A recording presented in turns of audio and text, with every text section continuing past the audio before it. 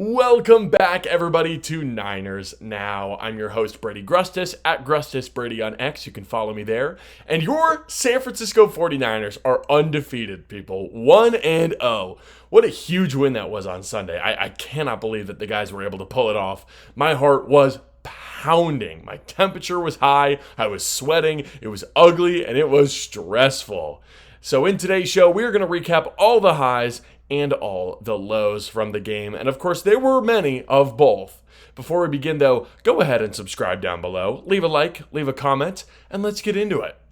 So I want to start off the show with a little quote from a buddy of mine who I watched the game with. And it goes like this: "Good teams win when they're supposed to. Great teams win when they're not supposed to." And I think that really sums up my thoughts on this game, right? The Seahawks, I thought, were the better team on the field on Sunday. But despite that, the 49ers were able to pull out a win, defeating Seattle 17-13. And it really does say a lot about the toughness and the mental makeup of this team.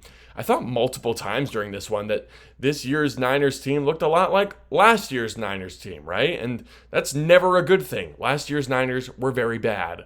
But the 2024 Niners, last year's Niners, they would have lost this game 100%. And in fact, we actually saw them lose games just like this pretty much every week towards the back half of the season. But the 2025 49ers, as we saw on Sunday, were able to win this game. And that's really good news. It's a big step up, right? If the Niners can win games like these, on the road, divisional opponent, key players injured, lots of adversity, then I have confidence in their ability to win games when there's less adversity, maybe when the opponent is worse.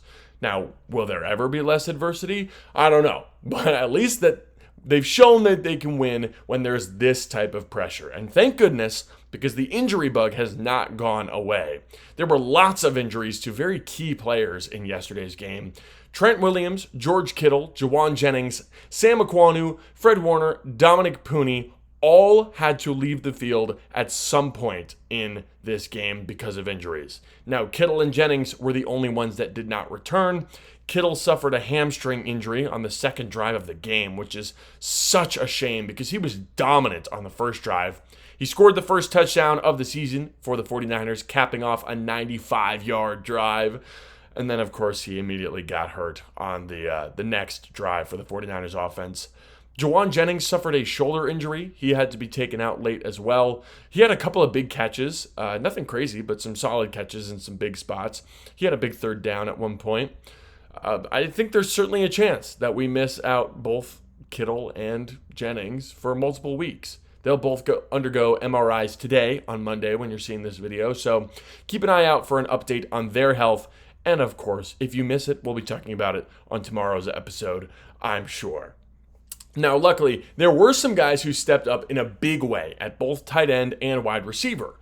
And maybe we see Kendrick Bourne back in the red and gold sooner than later, right? But before we start talking about that, let's focus on the guys who did play on Sunday and give out some grades for their performance.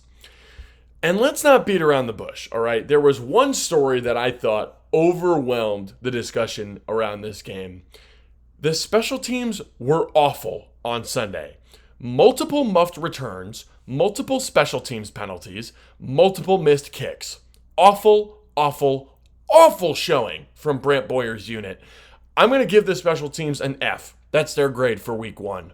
Can only go up from here, I guess, but seriously terrible stuff.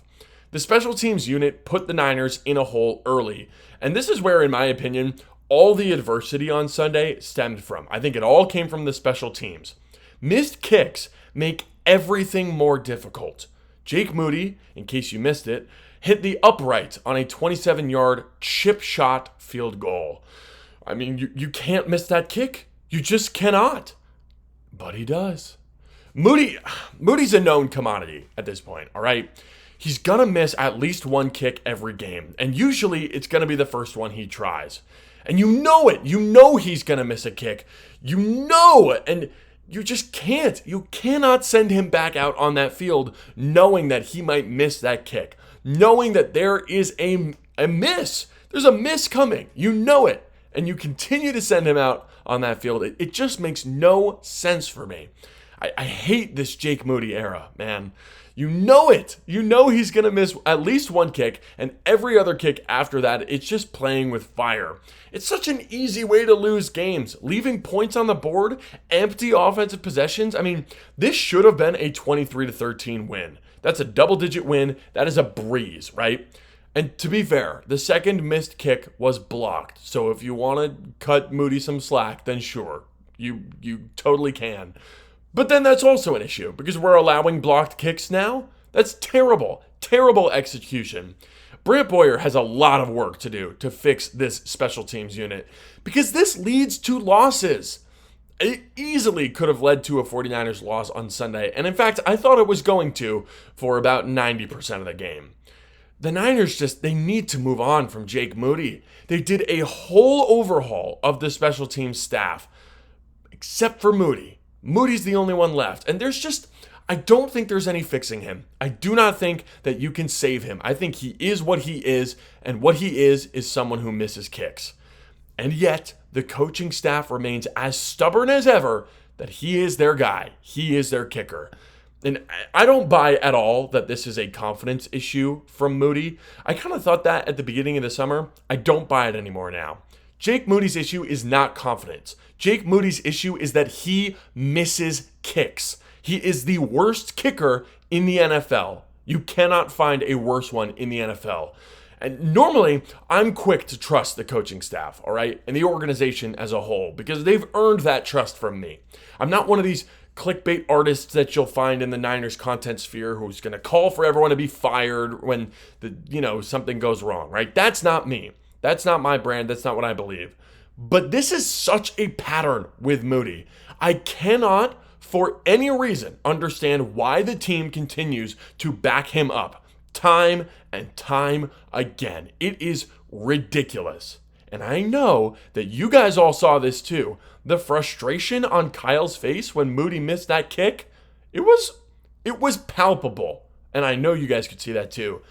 Moody he's hurting this team severely because it's one thing to leave 6 points on the board in a one possession game. Like that's already bad enough. But when multiple red zone trips come up empty because of a missed kick, you see the offense and the defense straining to make plays and make up for it. And we'll talk about it more as we go through the episode, but I thought on multiple occasions, players tried to do too much and they gave up big plays as a result. Fix this special teams unit and the 49ers will be much more difficult to beat. I can promise you that. Now, it's not all doom and gloom, right? The special teams was bad, but the 49ers did win this game. So let's talk about the offense. I thought the offense was really up and down in Seattle. I think I got to give them a C, right? The run game was not great. They totaled 119 yards as a team, which is pretty solid, but the efficiency was not good at all. Only 3.3 yards per carry. That's just not very good. Seattle did a great job of wrapping up that run game. I do credit the Niners, though, for committing to pounding the rock. They ran the ball 36 times in this game, and I give them a lot of credit for that. That's very impressive. The main thing that I thought San Francisco was missing was the explosive run plays. That's one thing that makes this offense so hard to contain, and you could hear Greg Olsen talking about it on the broadcast at one point, is these chunk run plays. There are very few teams in the NFL that can get these very explosive plays just from handing the ball off, and the Niners are one of them, but we didn't get any of those on Sunday. Seattle did a great job containing their run, and I thought their whole defense played great, in all honesty. The Niners' longest run of the game was 13 yards. I mean, they were able to bottle it up. Going forward, of course, you obviously want to see better efficiency from the run game. And if the Niners can spring some more explosive runs with CMC or even Brian Robinson, then I think that efficiency is naturally going to go up, right? There were a couple of runs that were like 7 or 8 yards, or maybe one that was 9 or 10 that could have gone for 20 to 25, right? And if the Niners are able to break those runs and make them these big chunk gains, that efficiency is going to go up naturally. When it comes to the passing game, Brock Purdy was generally pretty good in this game, I thought. The 2 interceptions, we got to address those. Obviously, both very bad plays, and I thought it was pretty simple what happened. In both cases, he tried to force a pass into a tight window, and the defense was all over it, right? He was under pressure. his receiver was covered. He tried to force the ball anyways, picked off. That happened twice in this one. And it's the same stuff that we saw last year, right? He's trying to play hero ball, and it didn't work. For the vast majority of the game, Brock was under heavy pressure from the Seahawks defense. And for the vast majority of the game, the 49ers were losing. So when you combine those things together, it makes sense why Purdy thought he had to play a little bit of hero ball and force some passes that he definitely should not have. A not so fun fact for you, the Seahawks pressured Purdy on nearly 58% of his dropbacks, which is actually the highest rate in a single game in Brock's entire career. He was running around back there, and as a result, he forced those passes and threw 2 bad interceptions. But I've got to give Brock credit. He bounced back from both of those turnovers with long, sustained drives where I thought he was pretty sharp. Aside from those 2 plays, I thought Brock was honestly pretty darn good on Sunday. The Niners, they've got to protect Brock better, man. The pressure numbers for Seattle, we just talked about them, they were absurd. And if we want to win games by multiple scores, you have to pass protect better than we did in week 1. I mean, it makes sense why this was a 1-score game. Brock barely had any time to throw back there. So the run game and the offensive line struggled, right? That's what we know. And both Kittle and Jennings got hurt. Those are the negatives. But there was still plenty of good from the offense as well. First and foremost, Jake freaking Tonjes, man. The 3rd-string tight end, out of absolutely nowhere, had not only the first catch of his NFL career, but a game-winning touchdown ripped right out of Tariq Woolen's hands. Tonjes is maybe the last player on the offense that I would have expected to make a play of that magnitude in that spot. 3rd and goal, scramble drill, down by 3, rips it away from a pretty good cornerback too. That play got me so fired up. I don't know if you guys can hear, my voice is a little hoarse, and that's all thanks to the legend, Jake Tonjes. If Kittle does miss extended time, which of course we are really hoping he doesn't, I'm glad to know that both Tonjes and Farrell can contribute on offense, at least in some way. Farrell also played pretty well, I thought. Honestly, he wasn't as flashy as Tonjes, obviously, but he had a massive catch on 4th down to move the chains late in the game. He got rocked by Devon Witherspoon as soon as he caught the ball, and he was able to hold on to it for a 1st down. It was a massive play when you really think about it. Man, this game, it's got me feeling good about the Niners' depth at tight end. And of course, we've got to talk about Ricky Pearsall. Ricky had 4 catches for 108 yards, and it felt like all 4 of his catches came in huge moments, especially the last one. Ricky got open on a nice double move, I believe on Tariq Woolen, down the sideline, and Purdy dropped it in the bucket for 45 yards on the last drive of the game. It was a beautiful throw, too, by the way. Without that play from Ricky, the Niners are not even in position to toss a crazy game-winning touchdown to Tonjes. Ricky's ability to get open deep and really stretch the field is legit. He's going to be an actual weapon for this offense. Now, I'd like to see his usage go up if Kittle and Jennings are going to be out for a while, but regardless, this was certainly a good start for Ricky.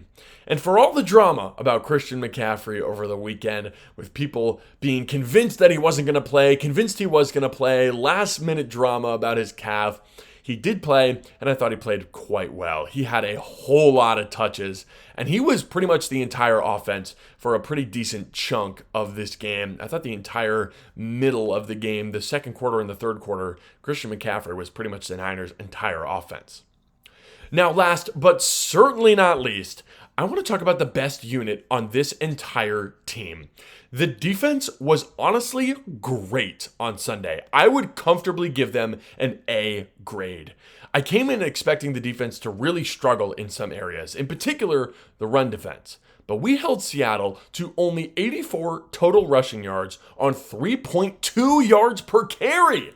That is amazing. Kenneth Walker was terrible. 10 carries for 20 yards. That's disgusting efficiency. Now, I have yet to go back and watch the All-22 tape, which will give a better look at how, in particular, the defensive line played. Planning on doing that at some point this week, so keep an eye out for my video on that. But immediately, just watching the broadcast view, I was really impressed with the way that D. Winters was flying to the ball. I didn't notice a single missed tackle from Winters, and he was everywhere. It's not like he made, 3 tackles and didn't miss a single one. He was all over the place. TFLs, tackles, run fits, you name it, D. Winters was making plays. I also thought Sam Aquanu had an awesome game. He forced a fumble on JSN at the beginning of the fourth quarter that changed the entire course of the game. I mean it. That was the moment where the 49ers comeback started. The Seahawks had all sorts of momentum. They had just blocked a Jake Moody field goal, but Sam O punched the ball out and Marquise Siegel jumped on it. I thought most of the rookies were pretty quiet, in all honesty. Michael Williams, Marquise Siegel, and Upton Stout got the start, and I saw Alfred Collins and CJ West working in off the bench. And of course, Connor Colby had to step in for a couple snaps when Pooney was out, but that was, I think maybe 2 snaps. Colby was out pretty quickly after that. Let's talk about Stout. He did get beat on quite a few plays by JSN, right? But remember what I told you guys last week. This might be Stout's hardest matchup of the entire season, all right? JSN and Cooper Kupp are both phenomenal slot receivers. And Stout, for all the trouble that he had a bad pass interference penalty down in the low red zone, he was giving up some catches to JSN, but he did have a nice highlight play. In the fourth quarter, he leapt up to tip a Sam Darnold pass on their final drive of the game. I thought it was a sweet play, very athletic, and I'm glad that he finished the game well, right? That's something to build on going into next week. And I'm really glad that he finished the game well because JSN was giving him the business, all right? JSN went crazy. 9 catches, 124 yards, and of course he had that unfortunate fumble that we mentioned earlier. But man, he was their entire offense. Darnold had 150 passing yards in this one. 124 went to JSN. That is a ridiculous share of the passing game. The next leading receiver after JSN was Cooper Kupp, who had 2 catches for 15 yards. That's absolutely insane, and it makes me feel a lot better about the fact that Renardo Green and Upton Stout got cooked a time or two by JSN. He's having one heck of a year this year, I can promise you that. The JSN breakout is in full swing. Now back to the 49ers. I'm expecting Stout to look a lot better next week when he'll go up against, Brandon Cooks, Devon Vele. Who are the Saints playing in the slot? I mean, Olave was, took a big hit and had to get looked at on the sideline. Who knows if Olave is going to be healthy? I think it'll be a much easier matchup for Upton Stout in week 2. And I was impressed, all right? I was extremely impressed by the entire defense. They had no sacks and no interceptions, but when they absolutely needed to play, this defense delivered. And that's not something you can say about last year's 49ers defense. Nick Bosa had the absolutely dominant rush on Abe Lucas, pushing him right into Sam Darnold's back and forcing the ball out and securing the fumble to seal the game. I mean, why would you go around Abe Lucas when you can just go right through him and force a fumble anyways, right? That was the clincher, right? That was the play that closed the game, if you will. And I saw on Twitter, Richard Sherman called Bosa the closer. I love that name, man. Bosa, he's so good. And I feel so lucky to have a guy as good as Bosa on this defense because I feel like we forget sometimes and we may take him a little bit for granted. But when he makes plays like that, he is worth every penny that you could pay him. I had to wear the Nick Bosa jersey for this show in commemoration. Now, there's a lot to take away from this game, right? The Niners defense looked really good for the most part. The offense came through in some huge moments right at the end of the game especially, and they scored 10 fourth quarter points to come back and win the game. The Niners are now at the top of the NFC West, currently holding a tiebreaker over the 1-0 Cardinals and the 1-0 Rams, with of course the 0-1 Seahawks in last. And, I'm sure things will change a whole lot as the season goes along, but it's nice to be on top after the first week. And of course, there's plenty of areas to improve as well. I believe the Niners finished with 8 penalties as a team. It's just too many. We got to rein it back in. Special teams really needs to step up. Got to get a new kicker. Defense, I think, needs to crank up the turnovers even more going forward. They had 2 nice fumble recoveries in this one, but I'd like to see sacks and I'd like to see interceptions, and I'd like to see them a little bit more consistently for this defense. And the offense, like I said, they made some great plays, but they were really bad in the red zone once Kittle went down. They scored on half their red zone trips after Kittle's injury. They had a field goal and the game-winning touchdown. And the other 2 trips were the 2 missed field goals. So, not great. We'd like to see some better execution in the red zone by that Niners offense.